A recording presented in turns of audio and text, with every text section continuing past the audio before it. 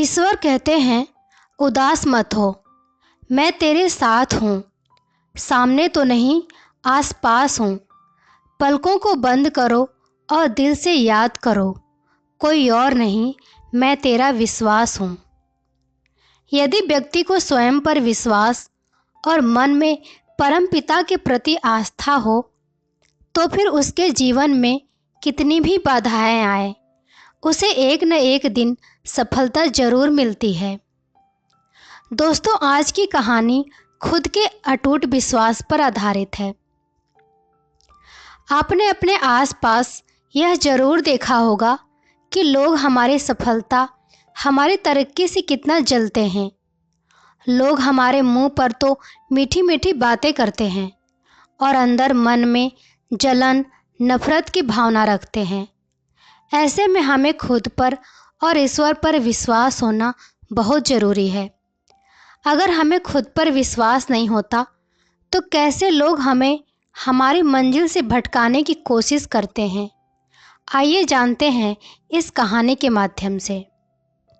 एक गांव में एक बहुत ही प्रसिद्ध पंडित रहा करता था। उस पंडित का नाम गोपाल दास था। वह पंडित जिस गांव में रहता था, वह उस गांव के प्रसिद्ध मंदिर में पूजा किया करता था और सभी शादियां व सभी धार्मिक कार्य वही पंडित कराता था। वह पंडित इतना प्रसिद्ध था कि आसपास के सभी गांवों में उसकी चर्चा हुआ करती थी और सभी लोग उस पंडित का बहुत आदर सम्मान किया करते थे। गोपाल दास पंडित इतने प्रसिद्ध थे कि सभी लोग उन्हीं से अपना धार्मिक कार्य कराने के लिए दूर दूर गांव से बुलाया करते और अच्छा दान दिया करते थे। एक बार पंडित जी अपने गांव से दूसरे गांव शादी कराने गए हुए थे। वह गांव पंडित जी के गांव से 4-5 गांव छोड़कर था। पंडित जी जब शादी कराने के बाद वहां से लौट रहे थे तो उन्हें एक बकरी भेंट स्वरूप दी गई। जब पंडित जी बकरी को लेकर लौट रहे थे तो वह पैदल पैदल अपने रास्ते बकरी को लेकर धीरे धीरे आ रहे थे, क्योंकि उनका गांव 4 गांव के बाद था। जिस रास्ते से पंडित जी लौट रहे थे उस रास्ते पर 4 ठग यानी कि चोर रहते थे और वह आने जाने वाले लोगों को लूटा करते थे। जब उन 4 ठगों ने पंडित जी को देखा तो बोलने लगे, आज तो सुबह से कोई नहीं मिला है और हमारे खाने पीने की व्यवस्था भी नहीं हुई है। चलो आज पंडित जी को ही लूट लेते हैं, इनसे ये बकरी चुरा लेते हैं। लेकिन उनमें से एक ठग बोलता है, अगर पंडित जी को मारा पीटा तो सारे गांव वाले हमें छोड़ेंगे नहीं और हमें बहुत पाप लगेगा। तो ठग एक नई तरकीब निकालते हैं पंडित जी से बकरी छुड़ाने की और चारों ठग अपने अपने काम पर लग जाते हैं। पंडित जी जब पहले गांव पहुंचने ही वाले होते हैं तो वहां पहला ठग उन्हें मिलता है, जो एक साधारण व्यक्ति की तरह पंडित जी से राम राम करता है और उनके पैर पड़ने के लिए झुकता है, लेकिन रुक जाता है और पंडित जी से बोलता है, पंडित जी, आप तो बहुत ही प्रसिद्ध पंडित हैं और लोग आपकी बहुत इज्जत करते हैं, लेकिन आप इस गधे के साथ क्या कर रहे हैं? तो पंडित जी गुस्सा हो जाते हैं और बोलते हैं, अरे मूर्ख, ये गधा नहीं, ये बकरी है। लेकिन वह ठग उनसे कहता है कि ये बकरी नहीं, ये तो गधा है। पंडित जी, आपको किसी ने बेवकूफ़ बना दिया। तो पंडित जी फिर से गुस्से में कहते हैं कि तू ही मूर्ख है, यह बकरी है, नहीं कि गधा। और यह बोलकर पंडित जी आगे चल पड़ते हैं।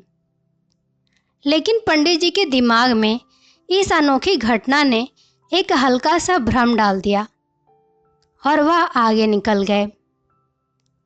धीरे धीरे पंडित जी आगे बढ़ रहे थे और वह दूसरे गांव पहुंचने ही वाले थे कि उन्हें वहां दूसरा ठग मिला, जो कि बिल्कुल साधारण व्यक्ति की तरह वहां खड़ा था और पंडित जी से राम राम करता है और उनके पैर पड़ने के लिए झुकता है, लेकिन वह रुक जाता है। पंडित जी पूछते हैं, क्या हुआ, रुक क्यों गए? तो वह बोलता है, पंडित जी, आप इस गधे को साथ लेकर क्यों घूम रहे हो? इससे आप खंडित हो जाओगे और लोग आपके बारे में क्या सोचेंगे? इस गधे को भगा दो। पंडित जी को इतनी बात सुनकर बहुत क्रोध आता है और बोलते हैं, तुम मूर्ख हो, दिखाई नहीं देता यह बकरी है और तुम बोल रहे हो गधा है। दूसरा ठग बोलता है कि ये पंडित जी, आपको किसी ने पागल बना दिया है। यह बकरी नहीं, यह तो गधा है और ये आपके साथ रहेगा तो आपकी क्या इज्जत रह जाएगी। यह सुनते ही पंडित जी सोचने लगे कि यह क्या बोल रहा है, मैं तो बकरी लाया हूँ, पर ये सब इसे गधा क्यों बोल रहे हैं? कहीं मैं सच में गधे को लेकर तो नहीं घूम रहा हूँ। अब पंडित जी सोच में पड़ जाते हैं और वह ठग वहाँ से चला जाता है और पंडित जी भी आगे बढ़ने लगते हैं, लेकिन उनके दिमाग में यही बात चल रही होती है कि ये बकरी है या गधा। जब पंडित जी तीसरे गांव में पहुंचने ही वाले होते हैं तो उन्हें वहां तीसरा ठग मिलता है और पंडित जी से राम राम करता है। पंडित जी के पैर पड़ने के लिए झुकता है, लेकिन रुक जाता है। पंडित जी हैरान हो जाते हैं और पूछते हैं कि क्या हुआ? तो तीसरा ठग बोलता है कि पंडित जी, मैं आपसे आशीर्वाद तो लेना चाहता हूँ, लेकिन इस गधे को आपके साथ देखकर मुझे अच्छा नहीं लग रहा है। लोग आपको इतना मानते हैं, आपसे पूजा कराते हैं, लेकिन लोग आपको इस गधे के साथ देखेंगे तो क्या सोचेंगे? इतनी बात सुनकर पंडित जी कहते हैं कि मैं इस गधे को गांव के बाहर छोड़ने जा रहा हूँ। मुझे रास्ते में दयनीय हालत में मिला था और पंडित जी वहाँ से निकल जाते हैं। कुछ लोगों की बातों में आकर पंडित जी का विश्वास खुद से उठ जाता है। उन्हें लगता है कि लोग सही बोल रहे हैं और मैं गलत हूँ, लेकिन फिर सोचते हैं कि मैं सही हूँ। इसी तरह उनका विश्वास खुद पर से गिरने लगता है और सोचते हैं कि मैं अपने गांव पहुंचने ही वाला हूं। अगर ये बकरी नहीं हुई और गधा हुआ तो लोग मेरे बारे में क्या सोचेंगे। यही सोचते सोचते पंडित जी चौथे गांव पहुंचने ही वाले होते हैं कि उन्हें चौथा ठग मिलता है और पंडित जी से राम राम करता है और पैर पड़ने के लिए झुकता है, लेकिन रुक जाता है। तो पंडित जी पूछते हैं, क्या हुआ? तो वह ठग पंडित जी से बोलता है, पंडित जी, बाकी सब तो ठीक है, आप इस गधे को साथ में लेकर क्यों घूम रहे हो? तो पंडित जी कहते हैं कि मैं इस गधे को गांव के बाहर छोड़ने वाला था। तो वह ठग बोलता है कि पंडित जी, यह गधा आपको शोभा नहीं देता। लोग क्या सोचेंगे आपके साथ यह गधा देखकर? आप इसे मुझे दे दीजिए, मैं इसे बाहर छोड़ाऊंगा। तो पंडित जी अपने आप पर विश्वास खो देते हैं और उस बकरी को गधा समझकर उस ठग को दे देते हैं और अपनी बकरी को छोड़कर आ जाते हैं।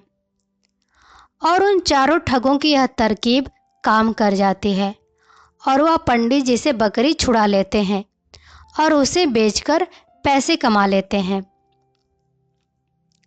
दोस्तों, इसी तरह हमारे आसपास भी हमारा रास्ता भटकाने के लिए बहुत सारे ठग जरूर मिलेंगे जो हमारा रास्ता भटकाना चाहते हैं।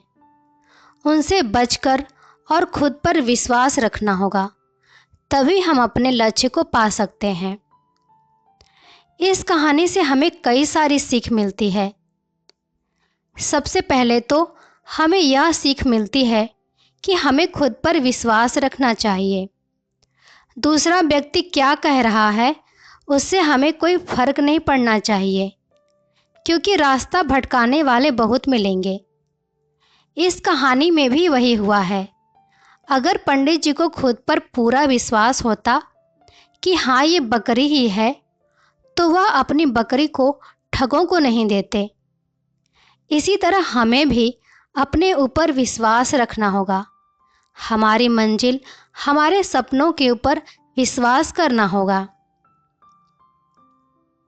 दूसरा, अगर हमें अपना लक्ष्य हासिल करना है तो हर किसी से सलाह नहीं लेना चाहिए और किसी भी व्यक्ति की नकारात्मक बातों से हमें कोई फर्क भी नहीं पड़ना चाहिए, क्योंकि लोग तो सिर्फ आपको भटकाने के लिए आते हैं कि ये कर लो, वह कर लो। लेकिन अगर आपका कोई निश्चित लक्ष्य नहीं होगा तो आप कभी सफल नहीं होंगे।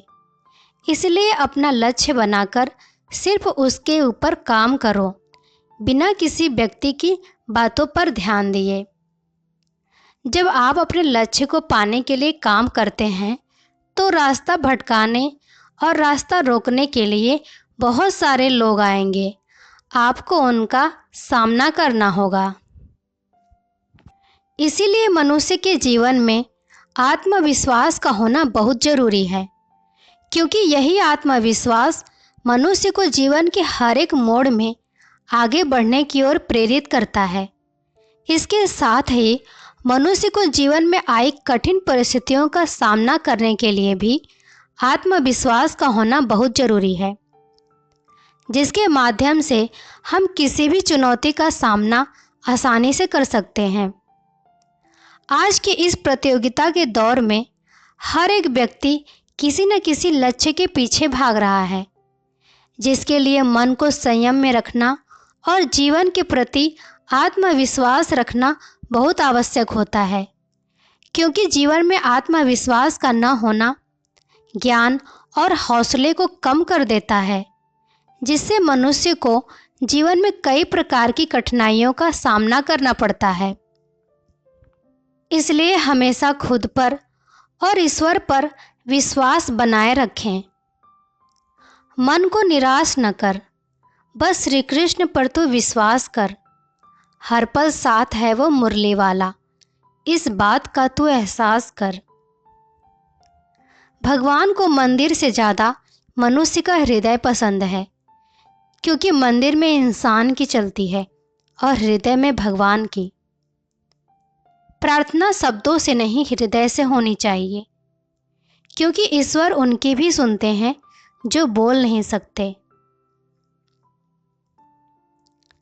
परमात्मा शब्द नहीं जो तुम्हें पुस्तक में मिलेगा, परमात्मा मूर्ति नहीं जो तुम्हें मंदिर में मिलेगी, परमात्मा मनुष्य नहीं जो तुम्हें समाज में मिलेगा, परमात्मा जीवन है जो तुम्हें अपने भीतर मिलेगा।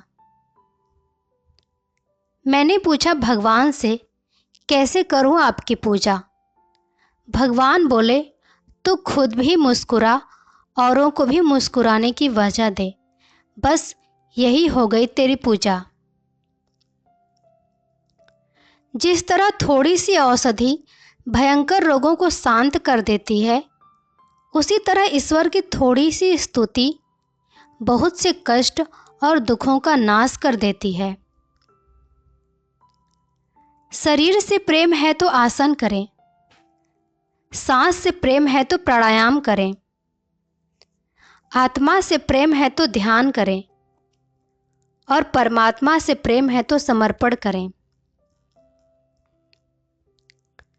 भगवान कहते हैं, तलाश न कर मुझे जमीनों आसमान की गर्दिशों में, अगर तेरे दिल में नहीं हूं तो कहीं नहीं हूं मैं। ईश्वर हर रूप में तुम्हारी मदद करने आता है, लेकिन हाँ, उनको ढूंढना मत, सिर्फ पहचानना। अपने बुरे समय में भगवान और समय पर विश्वास रखें। समय कोयले को भी हीरा बना देता है और भगवान रंक को भी राजा। प्रभु के सामने जो झुकता है वह सबको अच्छा लगता है, लेकिन जो सबके सामने झुकता है वह प्रभु को भी अच्छा लगता है। ईश्वर के हर फैसले पर खुश रहो, क्योंकि ईश्वर वो नहीं देता जो आपको अच्छा लगता है, बल्कि ईश्वर वो देता है जो आपके लिए अच्छा होता है। मौन प्रार्थनाएं जल्दी पहुंचती हैं भगवान तक, क्योंकि वो शब्दों के बोझ से मुक्त होती हैं। मत करना अभिमान खुद पर। तेरे और मेरे जैसे कितनों को ईश्वर ने माटी से बनाकर माटी में मिला दिया। खुद पर विश्वास रखो, फिर देखना एक दिन ऐसा आएगा, घड़ी दूसरे की होगी और समय आपका होगा। हमेशा खुद पर विश्वास बनाए रखना। याद रखना, एक पेड़ पर बैठा पक्षी कभी भी डाल टूटने से नहीं डरता, क्योंकि उसका भरोसा डाल पर नहीं बल्कि खुद के पंखों पर होता है।